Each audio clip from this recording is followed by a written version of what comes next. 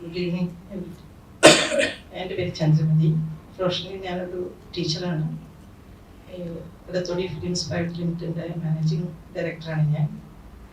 ഈ മൂവിയെ പറ്റി പറയുകയാണെങ്കിൽ മലയാളത്തിൽ നമുക്ക് ഒരുപാട് പ്രേതകഥകളും യക്ഷികഥകളെ ആസ്പദമാക്കി എനിക്ക് തോന്നുന്നു 100 സിനിമകൾ ഉണ്ടായിട്ടുണ്ട്. വലുത് ചെറുതുമായ ഒരുപാട് സിനിമകൾ ഉണ്ടായിട്ടുണ്ട്.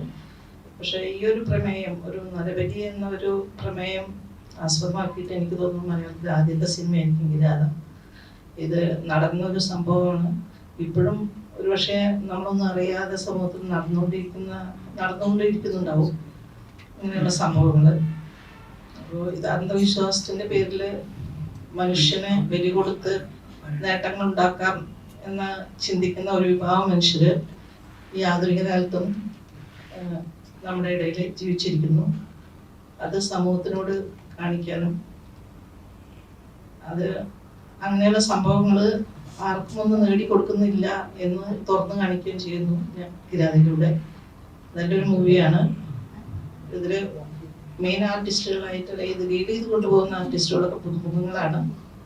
എല്ലാവരും പുതുമുഖങ്ങളാണെങ്കിലും അത് അറിയിക്കാത്ത രീതിയിൽ അവരുടെ ക്യാരക്ടേഴ്സ് അവരെല്ലാവരും വളരെ ഭംഗിയായി ഗംഭീരമായി ചെയ്തിട്ടുണ്ട്. എല്ലാവരും ഈ സിനിമ പോയി കാണണം എന്നാണ്, എന്നിട്ട് വിലയിരുത്തുക. നന്നായിട്ടാണ് ഞങ്ങളുടെ ഡയറക്ടറും ഇത് ചെയ്തിട്ടുള്ളത്, ആർട്ടിസ്റ്റുകളും ചെയ്തിട്ടുള്ളത്. ഇത് പ്രേക്ഷകർക്കായിട്ട് സമർപ്പിക്കുന്നു. Thank you.